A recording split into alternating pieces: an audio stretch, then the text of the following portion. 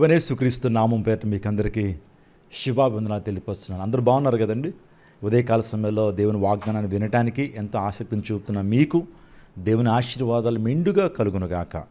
దేవుని వాగ్దానాలు స్పష్టమైనవి, అవి దేవుని వాగ్దానం నిరంతరం నిలిచేటువంటివి. దేవుని వాగ్దానాన్ని ధ్యానం చేద్దాం. ప్రకటన గ్రంథము 2వ అధ్యాయం 7వ వచనం. జయించు వానికి జీవవృక్ష ఫలములు భుజింపునెత్తును. మన దేవుడు ప్రేమమయుడు, మన దేవుడు దయామయుడు. మన జీవితాల్లో ప్రతి కార్యాన్ని చేయడానికి ఆయన సమర్థుడని చెప్పడానికి ఇష్టపడుతున్నాను. మీ జీవితాల్లో దేవుడు మీరు విడిచిపెట్టాడండి.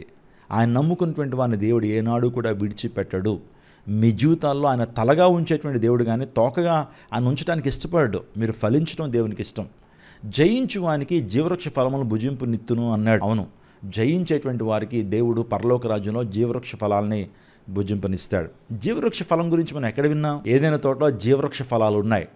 కానీ ఆదామవులు ఎందుకు వాటిని భుజించలేకపోయారు, ఎందుకు వాటిని తినలేకపోయారంటే ఏదైనా తోటలో జీవవృక్షంతో పాటుగా దేవుడు మంచి చెడులు వివేకమిచ్చు వృక్షఫలాన్ని కూడా పెట్టాడు. దేవుడు ఇచ్చిన ఆజ్ఞ ఏంటంటే ఆ మంచి చెడులు వివేకమిచ్చు వృక్షఫలాన్ని మాత్రం మీరు భుజించొద్దు, తినొద్దు, దాని జోలికి వెళ్ళొద్దు అన్నాడు. అది తింటే మీరు చచ్చిపోతారు, అది తినుదినమని మీరు నిశ్చయముగా చచ్చేదరని దేవుడు మాట్లాడాడు. కానీ సర్పం ఎప్పుడైతే కుయుక్తి కలిగిందే అవ్వను మోసగించింది, అవ్వతో పాటుగా ఆదాము కూడా ఆ ఫ్రూట్స్ని తినటం జరిగింది. ఎప్పుడైతే దేవుని ఒక ఉగ్రత వారి మీదకి వచ్చింది, ఆజ్ఞాతిక్రమం అనే పాపం చేశారు. The forbidden, the God's law is sin, ఆజ్ఞాతిక్రమం అనే పాపం. అది చేసిన తర్వాత వారు ఏదైనా వనలోంచి గెంటివేయబడ్డారు.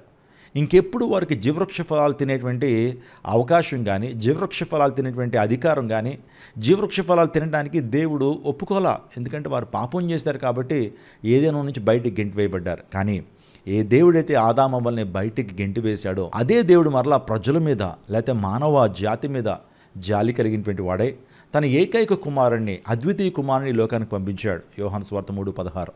దేవుడు లోకం ఎంతో ప్రేమించును కాగా తన అద్వితీయ కుమారునిగా పుట్టిన వారిని విశ్వాసం ఉంచి ప్రతి ఒక్కరు నశింపక నిత్య జీవం పొందినట్లు ఆయన అనుగ్రహించను అని దేవుని లేఖనం సెలవిస్తా ఉంది. ఆయన ఏకైక కుమారుడు, అద్వితీయ కుమారుడు యేసుక్రీస్తు ప్రభు వారిని లోకానికి పంపించి ఆయన నరావతారికి ఈ లోకానికి వచ్చి మనందరి కొరకు కలువరి గిరి మీద గొప్ప యాగం ఆయన చేసి తన ప్రాణత్యాగాన్ని చేసి తన అమూల్యమైన రక్తాన్ని మన కోసం కార్చి ఆయన చేసిన ప్రాణత్యాగం ద్వారా ఆయనందు విశ్వాసం ఉంచిన ప్రతి ఒక్కరికి కూడా ఆ జీవవృక్షాల ఫలాలు తినేటువంటి గొప్ప ఆధిక్యతను, గొప్ప యోగ్యతను ప్రభు యేసుక్రీస్తు ప్రభు వారు మనకు కల్పించారు. ఇప్పుడు జయించాలి. మనం ప్రతి దినము కూడా జయవీరులుగా ఉండాలని దేవుడు కోరుతా ఉన్నాడు. వేటి మీద మనం జయం పొందుకోవాలి అని ఆలోచన చేస్తే మొదటగా మన శరీరం మీద మనకు జయం అవసరం అండి. శరీరం అనేది శరీర కార్యాలు చేయడానికి ఎప్పుడు కూడా మనల్ని ప్రోత్సహిస్తుంటుంది. శరీర సంబంధులు శరీర విషయంలో మనసు ఉంచుతారని దేవుని లేఖనం సెలవిస్తూ ఉంది. శరీరంలో రేగుతున్న కామపు పాపపు ఇచ్చలు, శరీర కార్యాల గురించి మనం చదువుతాం గలతీ 5:22. శరీర కార్యాలు, ఆ శరీర కార్యాల మీద మనం విజయం సాధించాలి, జయాన్ని పొందుకోవాలి. రెండోదిగా గలతీ 5:19 శరీర కార్యాల గురించి మనం చదువుతాం. శరీర కార్యాల మీద మనం జయాన్ని పొందుకోవాలి, కోపం మీద, కామపు పాపపు ఇచ్చల మీద. అదే రీతిగా శరీర కార్యాలు స్పష్టమైనవని మనకి చదువుతుంటాం. గలతీ 5:19 శరీర కార్యాల గురించి రాయబడ్డాయి.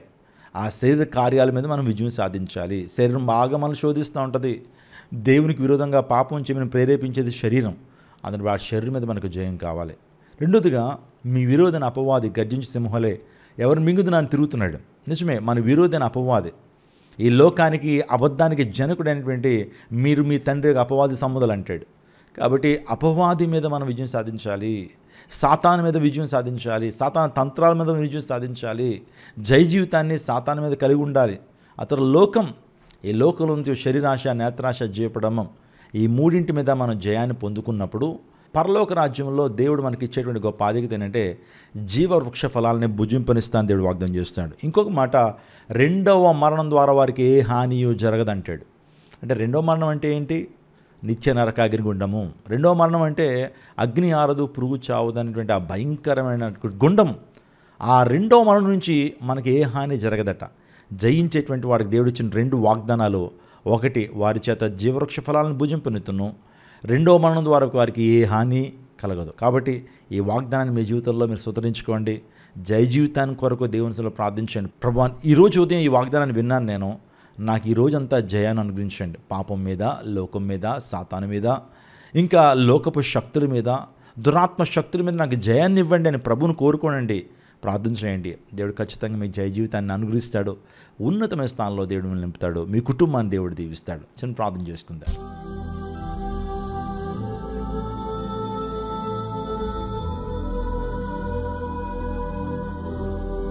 సకలాశీర్వాదములకు కారణభూతుడైన మా ప్రభువా, ఈ ఉదయకాల సమయం నీ వాగ్దానాన్ని బట్టి నీకు స్తోత్రాలు. జయించువానికి జీవవృక్ష ఫలాలని ఇస్తున్నాను మీరు వాగ్దానం చేశారు. రెండవ మరణం ద్వారా ఏ హాని కలగదని మీరు వాగ్దానం చేశారు. ఈ వాగ్దానాన్ని నీ ప్రియుల జీవితంలో మీరు నెరవేర్చి స్థిరపరచండి తండ్రి. బిడ్డలను ఆశీర్వదించండి. ఈ అకాడమిక్ ఇయర్లో బిడ్డలందరూ కూడా ప్రభావ ఉన్నతమైనటువంటి ఆయన కృపలోకి వారు ప్రవేశించినట్టు చూపించండి. జ్ఞానము, వివేచన, తెలివి ప్రభా నీ యొక్క సృజనాత్మకత వారికి అనుగ్రహించండి తండ్రి. ఈ రోజున పుట్టినరోజులు, వివాహ వార్షికోత్సవాలు జరుపుకున్నటువంటి వారిని కూడా మీరు దీవించండి, ఆశీర్వదించండి. వారి యొక్క వైవాహిక జీవితాన్ని దీవించండి, ఉన్నతమైన కృపలోకి నడిపించండి. డిఎస్సి ఎగ్జామ్స్ రాస్తున్నటువంటి నీ ప్రియులు మీరు దీవించండి ప్రభావ. డిఎస్సి ఎగ్జామ్స్లో ప్రభావ మంచి ఉద్యోగాలు వారు పొందుకున్నట్టు మీరు ద్వారా తరండి. అనారోగ్యంతో ఉన్నటువంటి వారి కోసం ప్రార్థన చేస్తున్నాను. స్వస్థత అనుగ్రహించండి. నిర్గమాకాండం 15:25 ప్రకారం స్వస్థపరిచే యెహోవాను నేనని వాగ్దానం చేశారు. ఆజ్ఞ స్థిరపరచండి. ఏ దినదీవులను మెండుగా నీ ప్రజలకి అందించి స్థిరపరచమని వేడుకుంటూ యేసు నామం పేట వేడుకుంటున్నాము తండ్రి. ఆమేన్.